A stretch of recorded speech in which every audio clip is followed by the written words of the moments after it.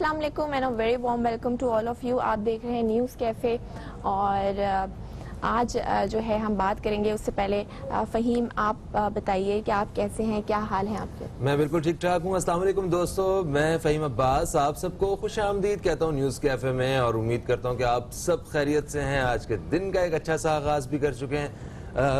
ज़हरा मैं बिल्कुल ठीक ठाक हूँ।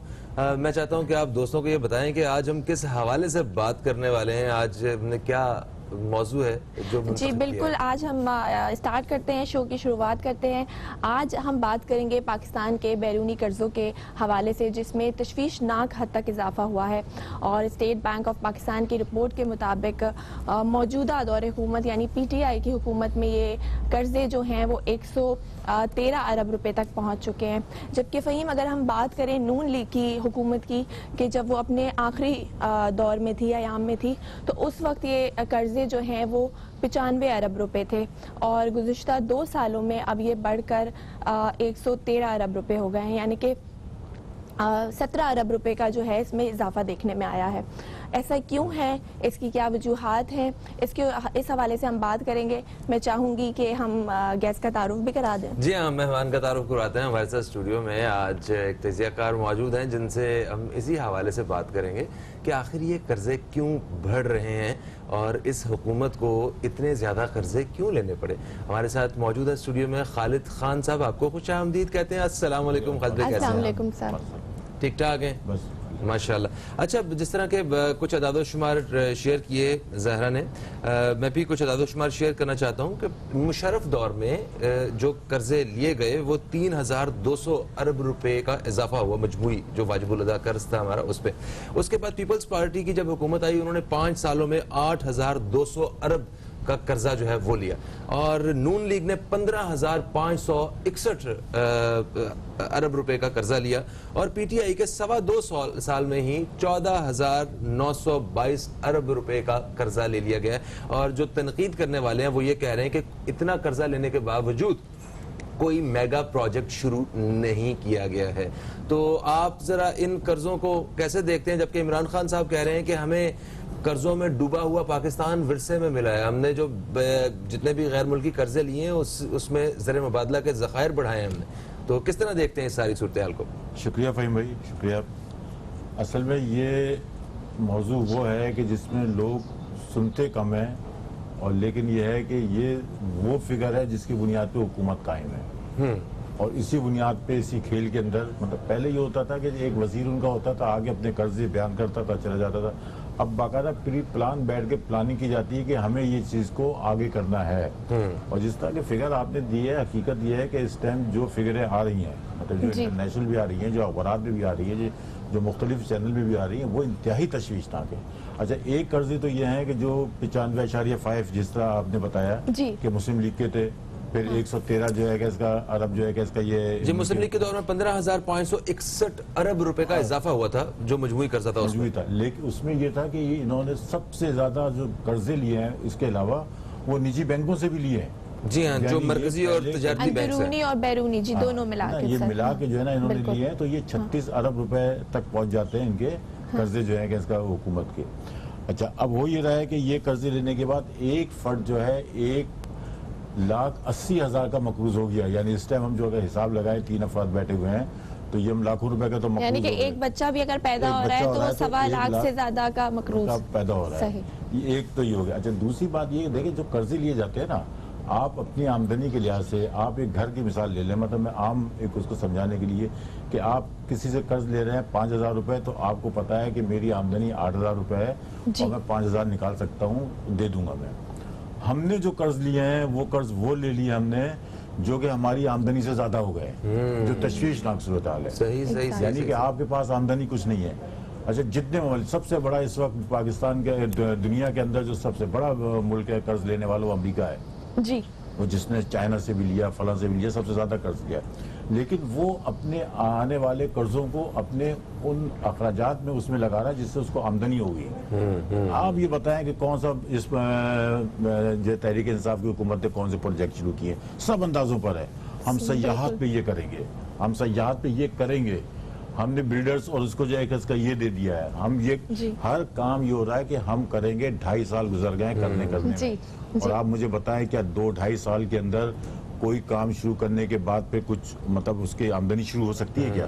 सही, इसका सही। मतलब है आज आप जो ये रो रहे हो कि जो पिछली गवर्नमेंट का जो है कि इसका हम जो लिया हुआ था वो हम अदा कर रहे हैं, तो इसका मतलब आपने जो 36 अरब रुपए के और जितने और मतलब मुल्की गैर मुल्की कर्जे लिए हैं, ये कौन भुगतेगा फिर? तकरीबन सही। पिछली और गवर्नमेंट सर- जितने कर्जे ले लिए हैं इन्होंने अभी इसी उससे सवा ज्यादा दो साल लिए में। हैं। हाँ। हाँ। उससे ज्यादा कर्जे ले लिए, यानी और वो तो सर अलग है। इमरान खान साहब ने इक़्तिदार में आने से पहले तो कशकोल तोड़ने की बात की थी, लेकिन सिचुएशन तो उसके बरक्स है। लेकिन उनका ये कहना है कि जो पुराने कर्जे हैं उनकी अदायगी के लिए हम और कर्जे ले रहे हैं। तो क्या आप कहेंगे इट मेक सेंस यही कि तो आप कह रहा हूँ। ठीक ठीक कह रही हैं आप बात ये कि मतलब इसको मिसाल बना के एक प्लान के तहत उसको मीडिया की तहत जो है कि इसके कैंपेन चला के जी उस बुनियाद पे ले रहे हैं। चले आपने वो कर्जे ले रहे जी। हैं, वो कर्जे कहाँ जा रहे हैं? वो कर्जे क्या किसी ऐसी जगह पे खर्च हो रहे हैं जिससे कि इस मुल्क को आमदनी हो? नहीं हो रहा है वो। यानी कोई मेगा प्रोजेक्ट जो आपने भी बात की है, कोई जी। मेगा प्रोजेक्ट नहीं है कि जिससे आमदनी हो।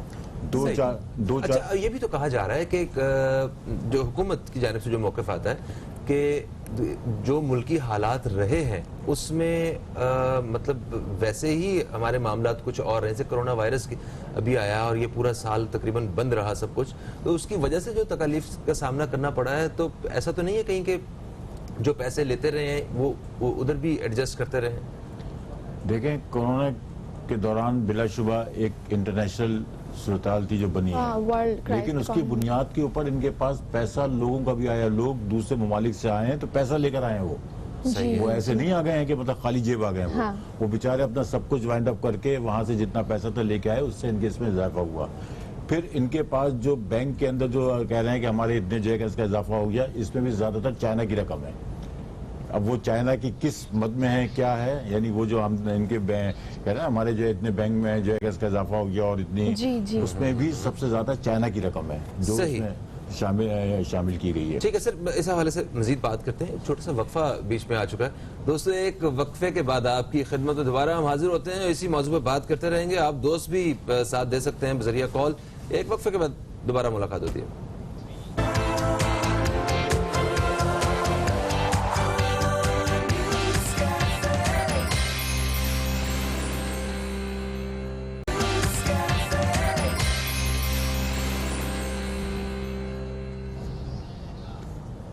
Welcome back. आप देख रहे हैं न्यूज़ कैफ़े और हमारे साथ मौजूद हैं खालिद खान साहब जो कि तज्जियाकार हैं और हम इनसे बैरूनी कर्ज़ों के हवाले से बात करें। सर, बैरूनी कर्ज़ों की हम बात करें, जो इसका हुजूम है वो डॉलर की जो कीमत है उस पर भी डिपेंड करता है और डॉलर के मुकाबले में रुपए की जो कदर है उसमें मुसलसल कमी हुई है और शरह सूद का बढ़ना, तो ये भी एक फैक्टर है जिसको हम कह सकते हैं कि इससे भी हमारे कर्जे जो हैं वो बढ़ गए हैं। अरे ये तो खैर यकीनन तय है कि जब आपके डॉलर की कीमत होगी तो कर्जे भी आपके बढ़ेंगे जितने जी। भी फीसद होते हैं। लेकिन इस डॉलर की कीमत को इस सतह पर क्यों आई? एग्जैक्टली। इस डॉलर लेके क्यों लाया गया? चाहे मसनूई लाया गया, मतलब नवाज शरीफ का मुझे दौर याद है कि उसने डॉलर को कम करने के लिए और डॉलर को बैलेंस Stable, करने के लिए हाँ, जब हाँ। किया तो सबसे ज्यादा तनकीद इमरान खान ने की थी। ठीक है ना? अच्छा, अब एक आम आदमी सोचता है कि यार डॉलर की कीमत जिस तरह की बात कर रहे हैं हम जी। कि डॉलर की कीमत कम होगी तो हमारे बैरूनी कर्जे जो है वो भी होंगे। अब ये दबाव, तो इसका मतलब है कि आप अंडर प्रेशर आए IMF के। आप जो है कि इसका बैनुल अक़वामी जो मायदे आपने किए उसके अंदर शामिल है तमाम चीजें कि आपको इसके उस मुकाम तक लेके जाना है जो डॉलर की इंटरनेशनल चल रही है। जी। इसका मतलब ये हुआ कि जो गवर्नमेंटें पहले थी वो IMF और उसके दरमियान का रास्ता निकाल के कुछ ना कुछ बैलेंस करके चल रही थी।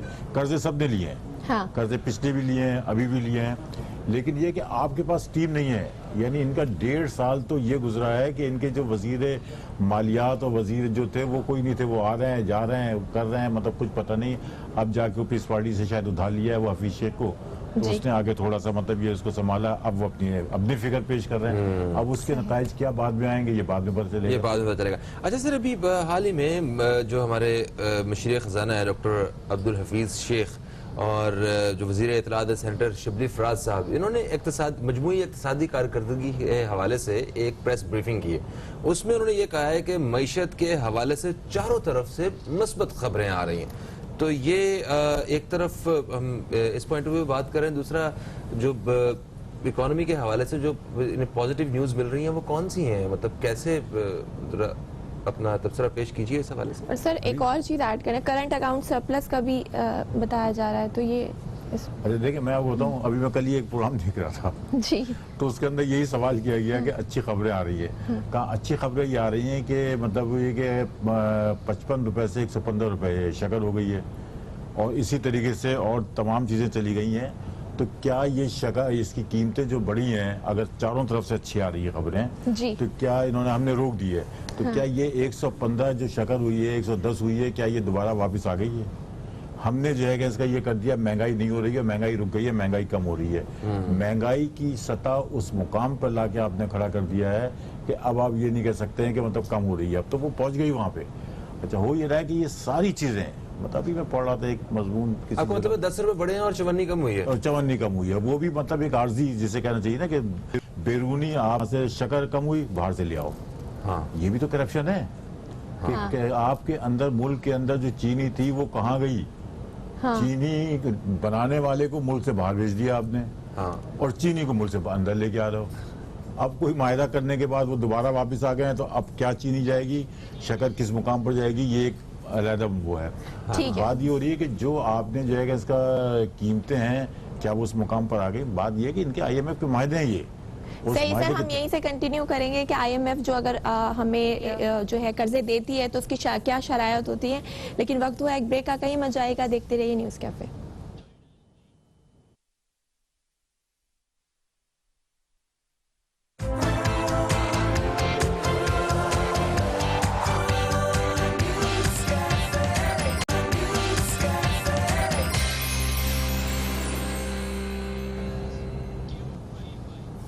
एक वक्फे के बाद आप सब दोस्तों को फिर से हम खुश आमदीद कहते हैं न्यूज़ कैफे में। न्यूज़ कैफे में आज हम बात कर रहे हैं बैरूनी कर्जों के हवाले से। नए पाकिस्तान में नई तारीख रकम हो चुकी है। नए कर्जे जो हैं मुल्क पर इस कदर बढ़ चुके हैं कि एक आज तक इतने कर्जे नहीं लिए गए, ये रिकॉर्ड कर्जे हैं। और इसी हवाले से आज हम अपने प्रोग्राम में बात कर रहे हैं। खालिद खान साहब हमारे साथ स्टूडियो में मौजूद हैं। खालिद साहब, कुछ देखें, कर्जों की जहां तक बात करें, इसको आजकल मुख्तलिफ प्लेटफॉर्म्स पे डिस्कस किया जा रहा है। कर्जे तो पूरी दुनिया में लिए जाते हैं, जितने बड़े बड़े हमें जो मिसाली ममालिक नजर आते हैं वो भी कर्जे लेते हैं और उनके सर पे अच्छे खासे कर्जे हैं। तो उनके कर्जे लेने में और हमारे कर्जे लेने में क्या फर्क है? वो जब वो कर्जे लेते हैं उनकी भी अदायगियां होती हैं, हमारी भी अदायगियां होती हैं, उनमें क्या फर्क है? हमारे हाल क्यों बेहतर नहीं होते? वो एक मिसाल बने हुए हैं वो मुल्क।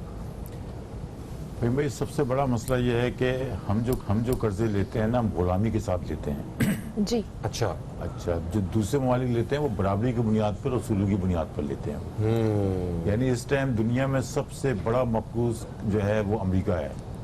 यानी उसने फ्रांस से भी लिए हुए हैं, उसने जो है इसका चाइना से भी लिए हुए हैं और कहीं से भी, मतलब अच्छे खासे उसने कर्जे लिए हुए हैं। और उसके बाद जो है कि इसका आप उठा के देखो, चीन को ऐसी तड़ियाँ लगा रहा है जैसे कि चीन ने कर्जे लिए हैं अमेरिका से। सही है। अभी आप देख लो जिस तरीके से वो चीन के खिलाफ बोल रहा है। हमारी सूरत ये है कि हम तो IMF को अगर कोई अपोजिशन भी उसके खिलाफ बोल दे तो ये लोग जब परेशान हो जाते हैं, यार ये IMF के खिलाफ क्यों बोल रहे हैं। मुल्क तो छोड़ दें आप, जो मुल्क हैं उनको छोड़ दें, जिसके जेर असर IMF और ये तमाम चल रहे हैं। तो असल में बात यह है कि हम जो है कि इसका वो करते हैं, हमें मालूम है, हम जब कर्ज लेते हैं तो हमें मालूम है कि हमें उसका क्या करना है, और जो दूसरे ममालिक लेते हैं उनको मालूम है कि हम जिस मकसद के लिए ले रहे हैं उस मकसद पे लगाना है। और वो अपनी मुद्दत पे वापस कर रहे होंगे, उन्हें किसी के सामने झुकने की जरूरत नहीं। कर्ज लिया है, शराइत है, शराइत पूरी करेंगे। और सर ये जो इतने कर्जे जो ले रहे हैं, हमें जैसे कि आपने पहले भी बताया कि कोई ऐसा मेगा प्रोजेक्ट हमें नजर नहीं आ रहा, और मुल्क की सूरत हाल भी बदतरीन ही हो रही है, महंगाई बढ़ रही है, तो आवाम जो है वो उसको भुगत रही है, प्लस टैक्स भी हमसे लिया जा रहा है। तो ये पैसा जा कहाँ रहा है? असल में बात यही है, हो रही है ना, ये आम जो लोगों की सोचने की बात है वो ये बात है कि जी कर्जा ले रहे हो तुम, हमें क्या फायदा पहुंचे जी, महंगाई उतनी ज्यादा हो रही है। तो अच्छा, प्रोजेक्ट की सूरत ये है कि कोई प्रोजेक्ट नहीं है इनका। सब मैंने पहले शुरू में कहा था कि सारे इनके जो है अंदाजों के ऊपर हैं और हम ये कर रहे हैं, हमने ये कर लिया, हमने ये प्लान कर लिया।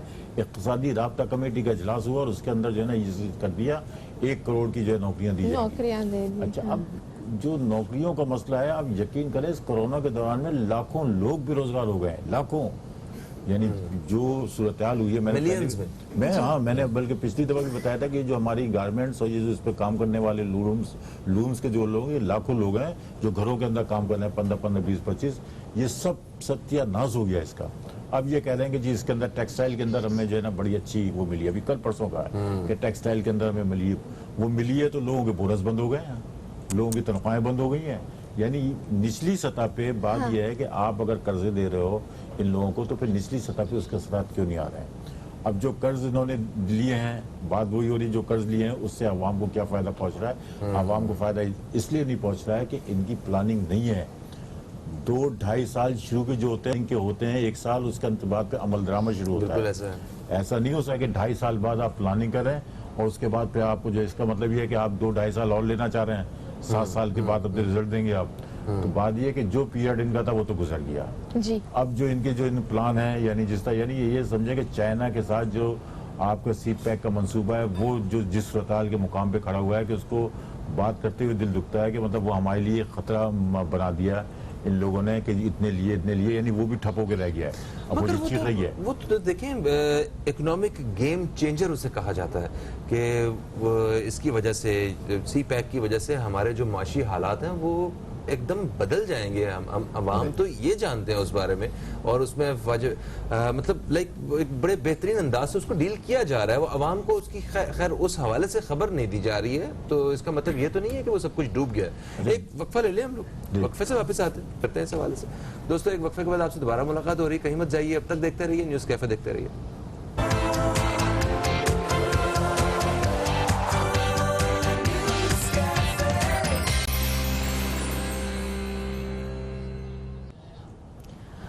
वेलकम बैक, आप देख रहे हैं न्यूज़ कैफ़े और आज हम बात कर रहे हैं बैरूनी कर्ज़ों के हवाले से, और हमारे साथ मौजूद हैं खालिद खान साहब जो कि तज्ज़ियाकार हैं। सर, इसी हवाले से हम बात कर रहे हैं, हुकूमतें आती हैं, कर्ज़े लेती हैं, लेकिन आवाम को जो अजियत उठानी पड़ती है वो महंगाई की सूरत में उठानी पड़ती है। तो सर, ऐसा कब तक चलेगा? आप क्या समझते हैं, आवाम को कैसे रिलीफ मिलेगा? क्या इकनॉमिक पॉलिसीज़ होनी चाहिए, या मईशत को हम किस तरह से दुरुस्त सिमत में ले जा सकते हैं? क्या इक़दाम करने चाहिए हुकूमत को?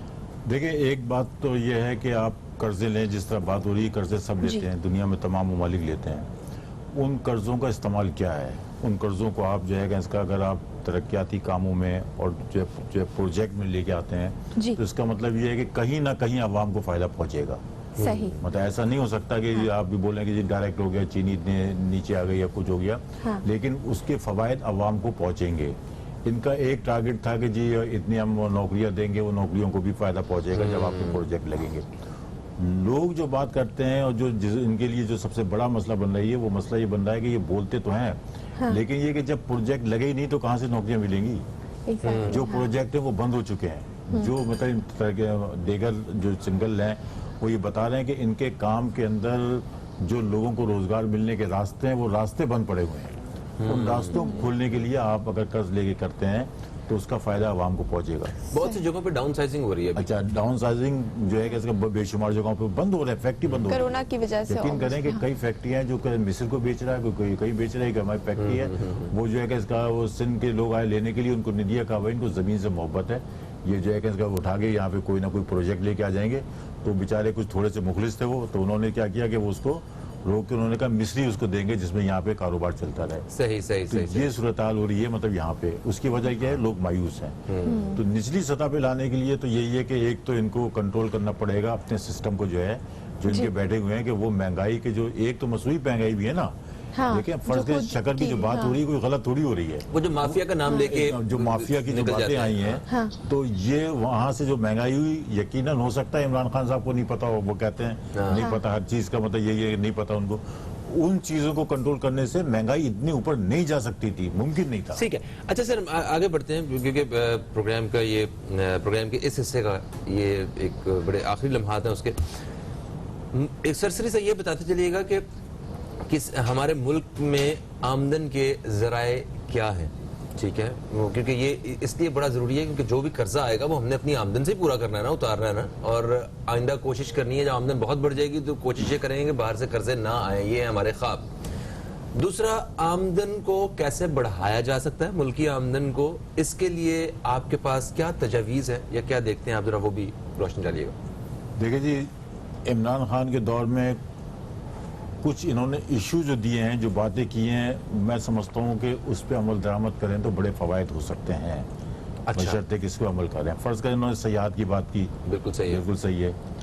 दूसरी चीज़ हमारे लिए सबसे बड़ा जरिया है ज़राअत का, बेशक। यानी अहम है जी। उसके आप मसाइल जो मुख्तलिफ हैं, जिस तरह बिजली की इन्होंने कुछ अभी इन्होंने कहा जी, कि हम जी, इस पर रियायत देंगे, या फिर पानी के कुछ मसाइल हैं, सिंध के अंदर मसाइल हैं, दूसरी पानी जगहों के पर मसाइल मसाइल हैं, उस मसले को किसी न किसी हद तक हल करें। अहम इशू आप मतलब अहम ये ज़राअत है। फिर आपका मुल्क जो है वो मतलब इंडस्ट्रीज़ है यहाँ, जी। यानी यहाँ की इंडस्ट्रीज़ जो है, आप देखें पंजाब उठा के देख लें, फैसलाबाद। और अच्छी बात ये थी कि अभी फैसलाबाद के अंदर ये बात बिल्कुल सही है, अभी कल एक वज़ीर ने की थी, कहने को इनकी सारी बातों को आदमी थोड़ा वो करता है कि फैसलाबाद में नवाज शरीफ के आखिरी दौर के अंदर जो है कि इसका बिल्कुल बंद हो गए थे कारखाने, जी हाँ। जो है कि इसका जिसे कहते हैं ना खत्म हो गए थे, अच्छा। लेकिन अब वहाँ पे काम हो रहा सही। है और काम चल रहा है। फैसलाबाद सियालकोट बहुत बड़ी इंडस्ट्री, बहुत बड़ी इंडस्ट्री जगह है थी, तो ये। वहाँ पे ये एक सिलसिला चल रहा है। तो ये सही। मतलब मैं इसलिए कह रहा हूँ कि हाँ। सारी चीजें बुराई नहीं होती गवर्नमेंट में, हाँ। अच्छाई भी होती है अच्छाई उसके भी है, अंदर। उसको भी तो appreciate ये है कि करना चाहिए। अब इनको जो है कि इसका आपकी टेक्सटाइल की इंडस्ट्री है, बड़ी अहम है, यानी ये टेक्सटाइल इंडस्ट्री जो है इसको बेहतर करें और पूरी सनती ठीक है, उसको वो जो जो सरकारी इदारे हैं हमारे जो हर साल खसारे में होते हैं, इनके बारे में क्या अच्छा, कहेंगे? फर्ज करें कि हमारे सरकारी इदारे हैं, यानी और जगहों पे यानी प्राइवेट में देते हैं, वो करोड़ों लाखों रुपए कमाएंगे, उसमें अरबों रुपए कमाएंगे। हमारे इधर सबसे बड़ा मसला ये है कि इसके अंदर सबसे पहले अपने घर को भी ठीक करना पड़ेगा आपको। आपके अपने जो इदारे हैं, सरकारी इदारे हैं, जी। ये करना तो बहुत आसान है ना जी, प्राइवेट देते हैं, हम उठा के देते हैं प्राइवेट, मतलब कौन रोक रहा है आपको। लेकिन वो यानी पाकिस्तान स्टील से मोहब्बत नहीं है सिर्फ पे, उनको उस जमीन से मोहब्बत है जो कि बेच के वहां पे जो है कैसे करेंगे, जो अरबों रुपए की है। केई के साथ क्या हुआ कि उसने जो कीमत दी थी उससे कई गुना ज्यादा तो जमीन की कीमतें हैं, जो कराची है, मतलब एक पूरा। तो हो ये रहा है कि हमारी इधर जिन मफाद परस्तों को दी जाती है वो मफाद परस्त लोग हैं, इससे उस जो भी चीजें आप कर रहे हैं उसके अंदर जो है कि इसका जो मतलब ये हुकूमत के जो लोग हैं उनके अपने इंटरेस्ट ना हो, यानी वो लोग भी अगर मुखलिस हों। अब पीआईए है खसारे में है, पाकिस्तान स्टील खसारे में है, तो भाई पाकिस्तान स्टील इसको ठीक करना, या वहाँ पे जो भी मसाइल हैं, अगर आप प्रोफेशनल लोगों को लाके बैठाएंगे, उसके माहिर लोगों को लाके बैठाएंगे, तो यह है कि वो आमदनी का जरिया भी बनेंगे। इसी तरीके से बेशुमार इदारे हैं जो प्राइवेट कर दिए हैं या कुछ करने का सोच रहे हैं, जो जिस तरह प्लान हुए हैं, बिल्कुल तो सही। इनको है कि आप अंदरूनी तौर से अपने मामला को सही करें, इन तमाम चीज़ों को जो है मुखलिस लोग और अच्छे लोगों को लाके बैठाएं। बिल्कुल सही है। तो ये है कि थोड़ा आमदनी के जराए आपके बेहतर होंगे, आपके अपनी जो अखराजात इस पर सब्सिडी दे रहे मुस्तकबिल हमारा जो है ना वो जो रोशन हो सब्सिडी दे सकता रहे है। हैं, वो कम होगी तो आपको वही फायदा पहुंच जाएगा। Thank you so much Khalid Khan साहब, आप तशरीफ लाए और आज की जो हमारी गुफ्तगू रही कर्जों के हवाले से, बस जाते जाते यही कहना चाहेंगे कि वो जो चंद लोग हैं, या चंद 100 या चंद हजार लोग हैं जिन्होंने मुल्क को वाकई नुकसान पहुंचाया है इन कर्जों के हवाले से, और जिनकी वजह से आज आम आदमी मकरूज है, उनको जरूर उनसे जरूर सवाल जवाब किए जाएं और उन्हें पूछा जाए और उन्हें सजा दी जाए। और दूसरा जो है वो अच्छे की उम्मीद की जाए। इंशाअल्लाह वक्त आएगा कि सब ठीक हो जाएगा पाकिस्तान में। एक वक्फे की तरफ बढ़ेंगे, वक्फे से वापस आएंगे तो हमारे साथ होंगे हज़रत मौलाना बशीर फारूक कादरी साहब। ज़हरा, आपका भी शुक्रिया। और दोस्तों, आप इस्तिखारा के हवाले से और रूहानी शरई सवालात के हवाले से आपसे गुफ्तगू रहेगी। एक वक्फे के बाद आपसे दोबारा मुलाकात होती है।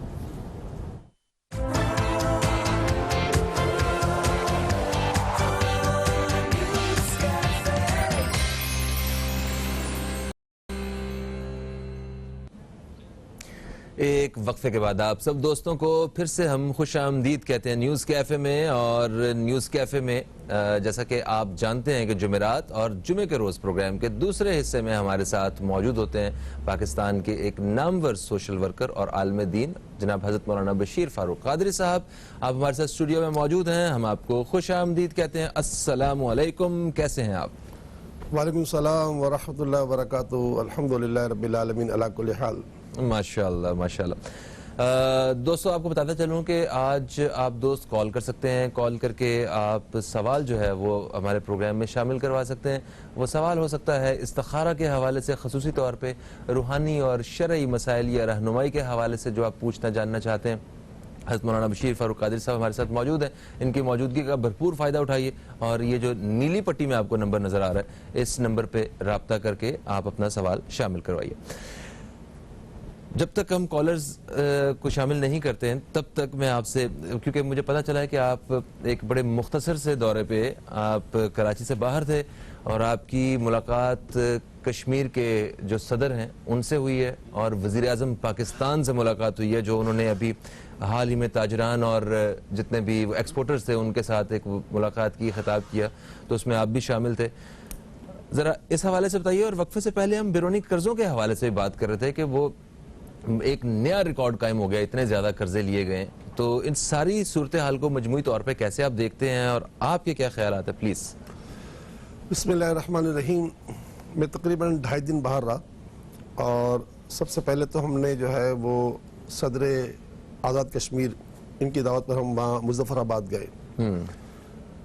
हमें उनसे ये 2 बातें करनी थी बुनियादी, कि एक तो जो भारत ने बमबारी की है, जो मकान तबाह हो गए, मुनहदिम हो गए, इन मकानात पर रियासत के साथ हम क्या कर सकते हैं। तो उन्होंने अल्हम्दुलिल्लाह हमें इसका रास्ता बताया कि इस तरह आप हमारे मददगार बन जाए। ठीक है।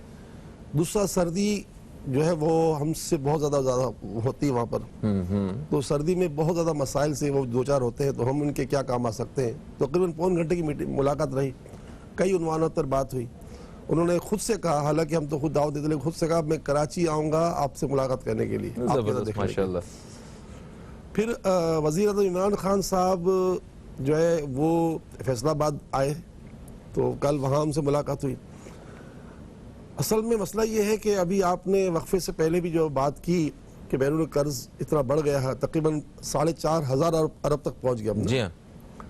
तो जब तक ताजिरों के साथ, सनतकारों के साथ सहूलियात नहीं होंगी, ये जो इदारे हैं जो राहों में ब्रेक देते हैं, चाहे वो कस्टम हो, चाहे FBI हो, जो भी हो, जिनसे जो मुल्क की तरक्की की राहों में हकीकत में देखा है तो रुकावट बने हुए हैं। ताजिरों की सबसे बड़ी ख्वाहिश है कि हमें खुलकर काम करने दिया जाए, हमसे टैक्स लिया जाए, लेकिन तुम अपने घर में रखो टैक्स, यानी रियासत के घर में जाए, इनके जेबों में क्यों जाए। तो बस यही सबसे बड़ा अलमिया है। तो इमरान खान साहब के ये 2.25 साल में मेरी 5वीं मुलाकात थी इनसे। तो इस मुलाकात में मैंने तो इनसे मुबाहिसे भी किए, और खासकर कोरोना पे तो मैंने इनसे इतना ऐसा मुबाहिसा किया कि शायद किसी ने नहीं किया हो, क्योंकि मैं इस बात की जिद में हूँ कि कोरोना में ये पाबंदी का हम पाकिस्तान मुतहम्मिल नहीं है। तुम इन ब्यूरोक्रेट्स की बातों पर मत जाओ, स्कूलें बंद मत करो, दुकानें बंद मत करो, फैक्ट्रियां बंद मत करो, रास्ते बंद मत करो, ये काम करने दो। हमारा अभी 4,500 अरब का कर्ज हो चुका है। अगर ये सारी पाबंदियां, क्योंकि ये पाबंदी लगाने वाले हमारे ब्यूरोक्रेट्स हैं, हमारे सियासतदान हैं, हमारे असम्बली के मेंबरान हैं, हमारे वुज़रा हैं, इनको कोई समझाए कि आप लोग इतनी आसाइश भरी जिंदगी में वक्त गुजार रहे हो कि जिसको इंतहा नहीं, और गरीब इतनी तकलीफ में है कि उसको अगर कह दिया जाए कि खुदकुशी हलाल है तो वो कहे मुझे भाई आज जहरी गोली दो, हम सब मर जाते हैं। अल्लाह। तो मेरे प्यारे भाई, मेरी खान साहब से मुलाकातों की बुनियादी मकसद यही होता है कि हम पाकिस्तान को तरक्की याफ्ता देखना चाहते हैं, और तरक्की पाकिस्तान कब होगी, जब तालीम आसान हो जाएगी और सनतें चलने लगेंगी और ताजिरों को उनको पूरा मौका मिलेगा कारोबार करने का। हम पाकिस्तान में कौन सी मसनूआत बना नहीं सकते, हर चीज बना सकते हैं। हम इंपोर्ट करते हैं, हमारा पैसा हमें देना पड़ता है। हमको इंडस्ट्रीज के हम जो वो है सनतकार, इनको बाहर से मशीनें मंगाने में और हर तरह के मामलात में सहूलत दी जाए, और इस्लामिक बैंक के जरिए बगैर सूद के इनको जो है मतलब काम का मौका दिया जाए, तो ये कर्जे का मसला हल हो जाएगा। जनाब आला, ये तुर्की है, मेरे वालिद साहब तो दुनिया में नहीं है, अल्लाह उनको जन्नत नसीब करे। जब वो गए थे तो तुर्की की करेंसी हमसे कम थी, अब वो कितना अच्छा हो गया। तो एक तैयब के आने की वजह से बहुत कुछ हो गया। तो अगर इमरान खान के साथ इमरान की टीम साथ दे, पाकिस्तान के तमाम इदारे साथ दे, वो अदलिया हो या अस्करी इदारे हो, ये सब इदारे साथ दे, तो बहुत कुछ हो सकता है। पाकिस्तान का ये कर्ज उतर जाएगा, बल्कि पाकिस्तान तो कर्ज देने के लायक था। हाँ, इंशाल्लाह वक्त लौट के वापस आएगा और पाकिस्तान का मुस्तकबिल जो है वो बड़ा खुशहाल और रोशन होगा इंशाल्लाह। एक वक्फे का वक्त है मेरे दोस्तों। वक्फे से जैसे ही हम वापस आ रहे हैं तो आप दोस्तों के सवाल जो हम दुराने वक्फा भी शामिल करने वाले हैं उनके जवाब देंगे। कहीं मत जाइए, अब तक देखते रहिए न्यूज़ कैफे, देखते रहिए।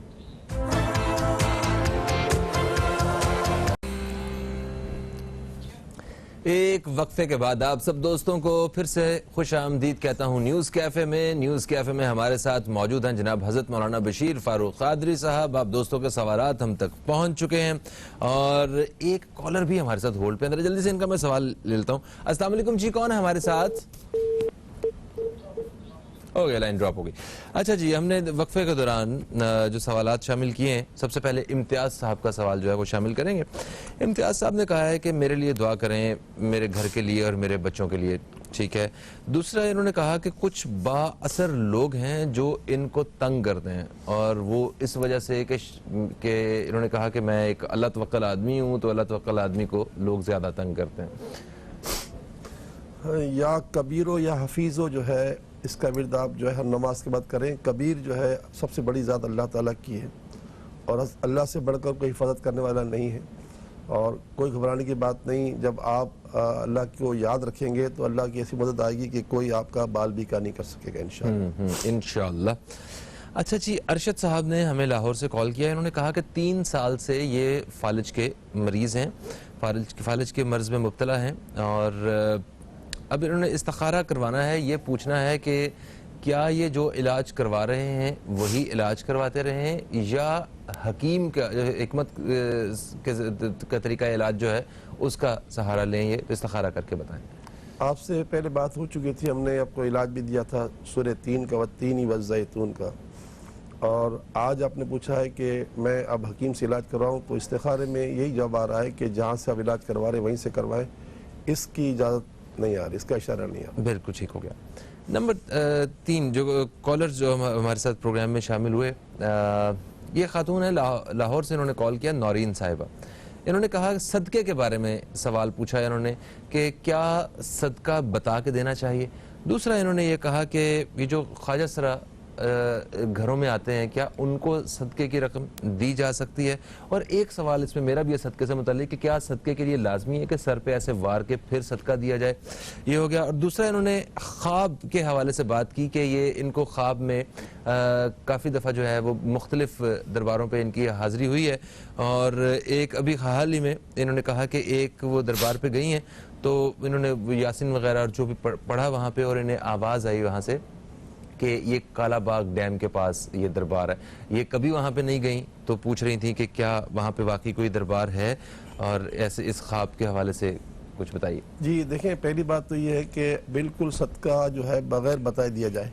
ठीक है। कोई ज़रूरत नहीं कि सदका बता, ये तो सदका तो नफिल इबादत है, फ़र्ज इबादत है। ज़कात, उसमें भी आपको कहने की ज़रूरत नहीं कि आप ज़कात दे रहे हैं। अच्छा। क्योंकि ज़कात तो सगे भाई को भी दी जा सकती है, सगी बहन को दी जा सकती है।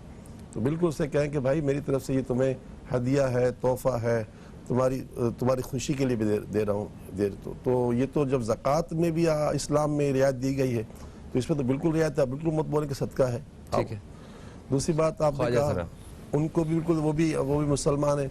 सदका तो गैर मुस्लिम को भी दिया जा सकता है। अच्छा, गैर मुस्लिम को भी दिया जा सकता है सदका? सैलानी के दस्तरखान पर जो खाना होता है वो गैर मुस्लिम भी खाते हैं, गैर मुस्लिम भी खाते हैं। हाँ सही है, सही है। खास करके सिंध में तो अतराफ में बलूचिस्तान से जो मरीज आते हैं अस्पतालों में, हाँ हाँ हाँ, तो ये, और इसी तरह हमारा जो उमरकोट में दस्तरखान है, उमरकोट तो शायद आधा वो हिंदुओं का है गालिबन, हो सकता है इससे गलत ज्यादा ही हो। तो मकसद कहने का ये कि सदका में कहने की जरूरत नहीं, कोई ऐसी बात नहीं, और सदका गैर मुस्लिम को भी दिया जा सकता है, जबकि मुसलमान और फिर खाया सरा को देने में कोई हर्ज नहीं। ठीक है। फिर वो सर पे ऐसे वो वारना और वसीगे पढ़ना साथ साथ, उसके बारे में ये सवाब के बारे में फरमाया कि अगर आपको सदका देना है तो आपने अपने हाथ से दिया, जैसे 100 रुपये की नोट है ना। हाँ। फिर मैंने आपको दिया, जैसे मैंने अपने बेटे को दिया। हाँ। कि बेटा तो अपनी अम्मी को दे दो। ये 10 हाथ में या 100 हाथ से घूमेगा तो 100 आदमी को स्वाब मिलेगा। अच्छा, यानी 100 रुपये मैंने खर्च किए ना, लेकिन हाँ। मैंने कहा अपने बेटे को तुम लो, फिर अपनी अम्मी को दो, बहन को दो, बेटी को दो, फिर इसके बाद जाते जाते फिर उसको दे दो। तो ये तो हाथ लगवाना जो है, ये हाथ लगाने, हाथ से जाना, हाथ से जाना, सही है। लगवाना की जरूरत नहीं है, हाथ से जाना। ठीक है। यानी एक हाथ से लिया, फिर उसने दूसरे को दिया, फिर तीसरे को दिया, तो इसको अल्लाह फरमाते हैं जिसने 100 हाथ इस पे लगे तो 100 को 100 मिलेगा। तो सवाब के लिए दुरुस्त है भाई। ये जो घुमाना है इसकी कोई, अगर किसी को करना है तो हर्ज भी नहीं, बकरे पर हाथ रखते हैं, कोई हर्ज भी नहीं है। लेकिन ये कि कोई ऐसा अमल नहीं है कि इसको कोई नाजायज़ कहेगा, मगर इतना ज़रूर है कि ये हमारी अपनी ज़ाती इख्तरा है, इसको मना भी नहीं कर सकते और करने कोई दे, हर्ज भी नहीं है, कोई करने दे। बिल्कुल सही। कॉलर हमारे साथ हैं जी, इन्हें शामिल करेंगे। अस्सलाम वालेकुम जी, कौन है हमारे साथ? एक इनका सवाल का एक पोर्शन रहता है, अभी पार्ट रहता है, उस पर बात करते हैं। कॉलर में शामिल कर रहा हूँ। अस्सलाम वालेकुम जी, कौन है हमारे साथ? हेलो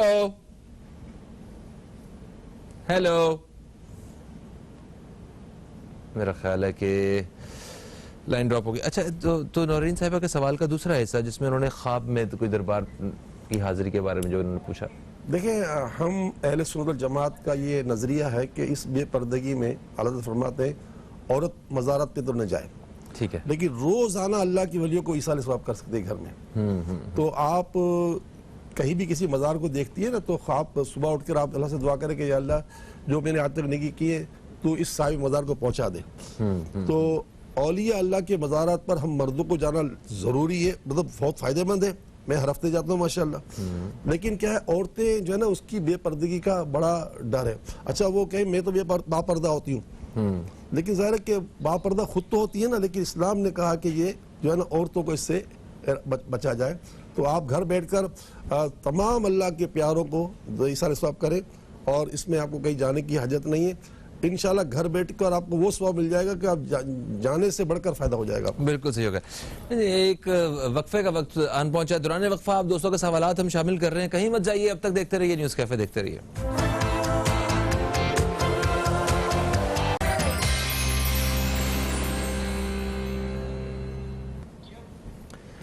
एक वक्फे के बाद आप सब दोस्तों को फिर से खुशामदीद कहता हूँ न्यूज़ कैफ़े में। न्यूज़ कैफ़े में हमारे साथ मौजूद हैं जनाब हज़रत मौलाना बशीर फ़ारूक क़ादरी साहब, जिनसे आप दोस्तों के सवालात जो हैं वो हम लोग उनके जवाबात पूछ रहे हैं। वक्फे से पहले दौरान वक्फा असल में हमें कॉल आई हैदराबाद से नासिरा बहन की। अच्छा, इन्होंने कहा कि इनके सीने पे बाईं जानिब एक गिल्टी हो गई है और इनको डॉक्टर्स ने बायोप्सी करवाने का कहा है। इनके माशी तौर पे ऐसे हालात नहीं हैं कि ये इलाज करवा सकें, तो इस्तिखारा करके बताइए कि क्या बायोप्सी करवाना मेरे लिए ज़रूरी है और वो कैसे मुमकिन हो सकेगी? देखिए, जो माशी बात कही ना, वो तो बात की बात है। पहली बात तो ये कि इस्तिखारे में इनको बायोप्सी की इजाज़त आ नहीं रही। अच्छा, अल्हम्दुलिल्लाह, मैं उम्मीद करता हूँ अल्लाह के करम से कि इनको कोई ऐसी ख़तरनाक बीमारी नहीं होगी। इससे कई मामला हमारे पास आते हैं ख़वातीन और मर्दों के, जिनके बारे में डॉक्टर कहते हैं कि इनकी बायोप्सी करवा लें, और लोगों ने करवाई भी। अल्हम्दुलिल्लाह उसका जवाब जो है ना वो नेगेटिव आया है। तो आप इसकी शिफा के लिए एक काम करें, अल्लाह ताला आपकी मदद फरमाए। अल्लाह न करे कि आपको ज़रूरत पड़े हमारी, लेकिन बहरहाल ये कि ये इदारे ऐसी काम के लिए होते हैं। 313 मरतबा प्यारी बहन या सलामो या सलामो या सलाम या सलामो, जब रुकेंगे तो या सलाम पढ़ेंगे, या सलामो या सलामो या सलाम 313 मरतबा हर नमाज के बाद पढ़कर 2-3 घुट पानी पे दम करके पानी पी लें। और वरना दूसरा है कि हमारे सैलानी से के कई ब्रांच है वहाँ पर हैदराबाद में, वहाँ से पानी मंगा लें दम किया हुआ, उस पानी में भी आप अपना पानी मिलाकर दम करके उसको पीते रहें। और अल्लाह से दुआ करता हूँ कि अल्लाह को शिफा अता फरमाए। आपके लिए बायोप्सी की इजाज़त नहीं आ रही, ठीक है। इसका मतलब अल्लाह करेगा ऐसा ही होगा, अल्लाह करे ऐसा ही हो कि कोई बीमारी ना हो। ठीक है, आगे फिर आपकी मर्जी है। जो कोई मेडिकल चेकअप के लिए कोई वो तो ज़ाहिर है, वो तो इनकी मर्जी है। सैलानी के पैनल से ये सब कुछ हो रहा होता है। हमारा अपना अस्पताल नहीं है वहाँ, लेकिन ये कि हम हमारी क्या कहते हैं ओपीडी तो हो रही होती है डेली, खवातीन की, वो तो हो रही होती, लेकिन कोई बड़ा अस्पताल नहीं, लेकिन हम पैनलों पर लोगों का इलाज करवाते हैं। ठीक है, बिल्कुल सही। अच्छा जी, मीना साहिबा ने कराची से फ़ोन किया, हमारे पास वक्त भी कम आ गया है और सवाल भी इनके काफ़ी ज़्यादा हैं। इन्होंने कहा कि इनके शौहर हैं जिनका नाम है अहीद, उनको दूसरी नौकरी मिली है एक जगह से, तो इस्तिखारा करके बताएं कि क्या उस नौकरी की इजाज़त मिल रही है, इन्हें जाना चाहिए वहाँ पे? एक कर लेना, इसका एक करके जवाब ले लेना। हाँ, नहीं, इसका जहाँ बैठे हुए वहीं रहे, अल्लाह ताला इनको कामयाब करेगा। सर्च करने की दूसरी जगह सर्च करने की इजाज़त इस्तिखारे में नहीं आ रही, आगे इनकी जो मर्जी है करें। ठीक है।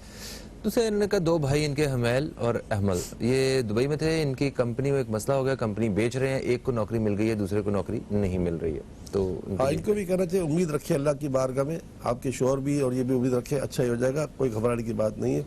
वही जो है ना सुबह का वजीफ़ा जो है आज़ान फजर का, सुबहानल्लाहि व बिहम्दिही सुबहानल्लाहिल अज़ीम अस्तग़फिरुल्लाह, ये अगर 100 मरतबा पढ़ ले रोज़ाना फजर की अजान से पहले, नमाज से पहले, तो अल्हम्दुलिल्लाह अल्लाह की रहमत से कहीं कोई परेशानी नहीं आएगी। सुबहानल्लाहि व बिहम्दिही सुबहानल्लाहिल अज़ीम अस्तग़फिरुल्लाह। बिल्कुल ठीक हो गया। फिर इनका तीसरा सवाल ये है, इनकी 6 साल की बेटी है, वो जिद करती है, उसको गुस्सा बहुत आता है। तो ये बहुत सारे माँ बाप का मसला है, उनके बच्चे जिद करते हैं, गुस्सा आता है उन्हें, तो उसके लिए सबको मजमूई तौर पर बता दें और इनको भी, मीना बहन को भी। या शहीद हो या शहीद हो या शहीद, अल्लाह का नाम है, इसके माने गवाह के हैं। या शहीद हो या शहीद हो या शहीद 111 मतलब पढ़कर अल्लाह से दुआ करें। और इसका असाब काफ का तावीज़ होता है हमारे पास, जो ख़ास बच्चों की बीमारी के लिए होता है, ज़िद के लिए होता है। वो सैलानी साहब कराची में है तो मंगवा भी लें, कराची से कॉल की नहीं तो। जी हाँ, जी हाँ। और दूसरा है कि आज जुमेरात है तो हमारा बहुत बड़ा इज्तिमा होता है ख़वातीन मर्द का, क्योंकि हदीस पाक में जुमेरात की रात को कोई दुआ रद्द नहीं होती। तो औरतें मर्द सब यहाँ आते हैं और अल्लाह की बात दुआ करते हैं। तो आप भी आ जाइए, पेशों को लेकर आ जाइए। और दुनिया भर के लोग, पूरे वर्ल्ड में लोग हमारे ऑफिशियल पेज पर आ जाए, फेसबुक के सैलानी के, अल्हम्दुलिल्लाह हमारी लाइव दुआ में शिरकत कर लें। ईशा की नमाज़ हमारे 7:15 बजे है और ये सिलसिला 7:45 बजे शुरू हो जाता है, लाइव हो जाता है। Thank you so much Bashir साहब, आप तशरीफ लाए। और दोस्तों आप सबको भी शुक्रिया, आपने प्रोग्राम देखा। अपना फीडबैक जो है हमारे फेसबुक पेज पे जरूर दीजिएगा। अभी प्रोग्राम का इख्तिताम जो है एक मुख्तसरन एक दुआ के साथ होगा और आप सबसे दरख्वास्त है कि आप भी हमारे साथ दुआ के लिए हाथ उठाएं। इंशाअल्लाह आपसे कल मुलाकात होगी। कल तक के लिए खुदा हाफिज़, पाकिस्तान जिंदाबाद। बिस्मिल्लाहिर्रहमानिर्रहीम, अल्हम्दुलिल्लाहि रब्बिल आलमीन, वस्सलातु वस्सलामु अला सय्यिदिल अंबिया वल मुरसलीन, जज़ल्लाहु अन्ना सय्यदना मौलाना मुहम्मद सल्लल्लाहु तआला अलैहि व आलिहि वसल्लम मा हुवा अहलु। या अरहमर राहिमीन या अरहमर राहिमीन या अरहमर राहिमीन, बतुफ़ैल रहमतुल लिल आलमीन, बतुफ़ैल उम्मत रहमतुल लिल आलमीन सल्लल्लाहु तआला अलैहि व आलिहि वसल्लम। इलाही हमारी, हमारे माँ बाप की, पूरी उम्मत मुस्लिमा की बख्शिश व मग़फ़िरत फरमा। हमारी एक बहन नासरा ने हमें हैदराबाद से इस बात की इतला दी कि उन्हें बायोप्सी का कहा गया है। ऐसे दुनिया में न जाने कितने लोगों को, मर्दों औरतों को ये कहा गया जाता है। या अल्लाह सबको बगैर बायोप्सी की शिफा अता फरमा दे। और गुर्बत की वजह से बहुत से लोग इलाज नहीं करवा सकते, अल्लाह गैब से उन्हें हाजत पेशी ना आए तो गैब से उन्हें शिफा अता फरमा दे। रोज़ी के लिए जितने मुसलमान परेशान हैं, सबकी रोज़ियों का मसला हल हो जाए। बच्चों की शादियों के लिए परेशान है माँ बाप, उनकी बच्चियों की शादियाँ हो जाएँ। जो कर्ज में डूबे हुए हैं उनको कर्ज से खलासी नसीब हो जाए। और जो बेचारे बेघर है, किराए के मकानों में रहते हैं, उन्हें परवरदिगार आलम गैब से ज़ाती मकान भी अता फरमा दे। और जो बे औलाद हैं उन्हें औलाद भी नसीब हो जाए। जिनकी औलाद बीमार है या और मसाइल में घिरी हुई है उन्हें शिफा भी अता फरमा। जो बच्चे स्कूल जाने के लायक हैं और नहीं जा पाते, लाखों लाख ऐसे लोग हैं जो नहीं जा सकते बच्चों की गुर्बत की वजह से। या अल्लाह इन माँ बाप के बच्चों को भी पढ़ने का मौका आता फरमा। हम सबकी टूटी फूटी दुआएं कबूल फरमा। आमीन या रब्बल आलमीन। व सल्लल्लाहु तआला अला खैर खल्क़िही मुहम्मद व अला आलिहि व अस्हाबिही अजमईन बिरहमतिका या अरहमर राहिमीन।